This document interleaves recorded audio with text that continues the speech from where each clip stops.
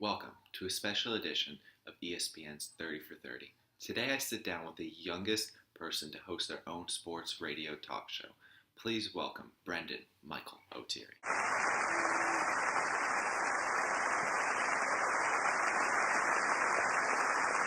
So Brenden, tell us a little bit about yourself and how you've gotten to where you are today. Well, during my senior year of high school, I decided I wanted to attend UCF. That didn't go as planned, so I then decided to take my talents to Valencia Community College, also in Orlando, which at first I was very disappointed. I was like, man, community college. But it wound up working in my favor because instead of paying, $15,000 for 4 years at UCF, around there, I wound up spending, around $2,400 a year at Valencia. So that worked out. So I graduated from Valencia with my AA. I then transferred to UCF and I majored in radio television. While I was at UCF, I landed a job interning with ESPN Radio in Orlando. I did that for 2 years, and then I was offered a spot to cover the Orlando Magic, which I took. And then during that, I kind of had some guest appearances on national ESPN Radio with Mike and Mike and those guys. And then after 3 years of covering the Magic, I was then offered a spot on ESPN Radio to have my own talk show. Great job. Thank you. UCF, charge on. Great school. Go Knights. My blood, my sweat, and my tears don't mean nothing. It's the heart of a champion. So in your years at ESPN, how did you stand out amongst the rest of the interns? I think what made me stand out was ever since the first day I was there, I think it was very clear for them to see that covering sports was a passion of mine. Some would call it a purpose. And I stuck to it, and nothing was going to stop me. They could tell I was very motivated. And I was very good. Some other interns had the problem of something went wrong, they didn't know what to do. I was very good at being strategic. If something went wrong, I would find other ways to do it or an alternative process.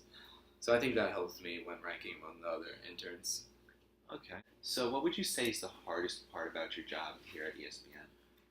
I would have to say time management is definitely one of the hardest parts about the job. You have to make sure your interviews don't interfere with when you're live on your talk show. You have to make sure the athlete is available for the interview, and I don't have to make an appearance anywhere, or I don't have to be covering an event at that time. So time management definitely plays a big part in your job.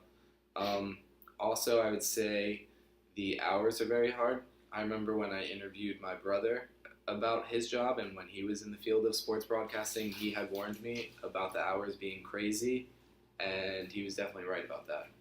Well, the least thing is the hours sometimes. For example, I've covered NBA Finals games, and to say you get out early would be an understatement. So figure your prime time, you're around 8 or 9 o'clock start. Game finishes around 12, 1 if you're lucky. You can't leave till you finish your job, so that includes cutting up sound, sending video, whatever it is. Okay. Everybody has seen one of your latest interviews with Richard Sherman. Very uncooperative.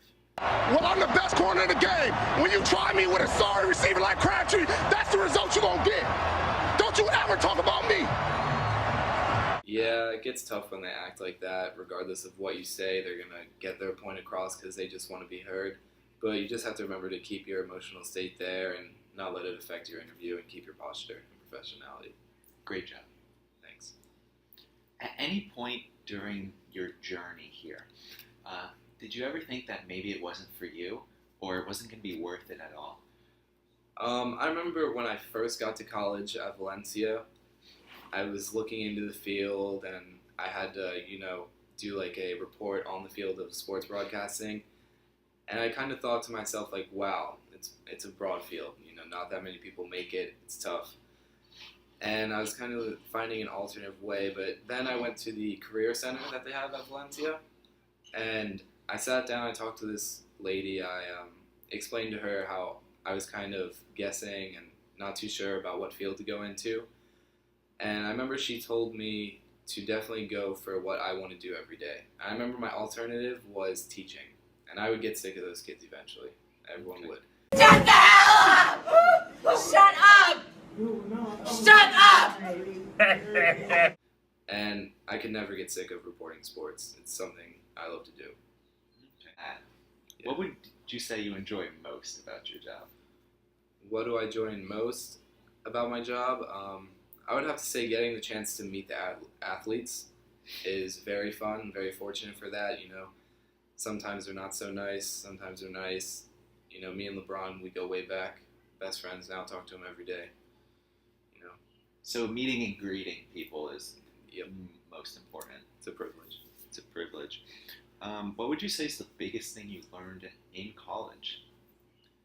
While in college, you know, you learn a lot of things, but I think it was more of the simpler things that stuck with me, like how to present yourself or how to be, you know, proper, things like that. I remember I learned during my freshman year something as simple as email etiquette, which I use almost every day whenever I'm asking people to come on the show or anything. You know, you have to be professional about the way you ask them how to come on your show or how to interview them and how to get a chance to talk to them. I'm sure LeBron, you guys go way back. I mean, you just pick up the phone, send him a text message. Anytime. Either way, it all helps. Yeah.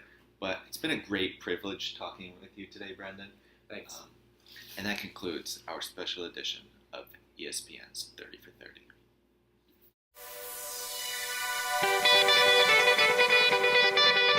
Lay. Sir.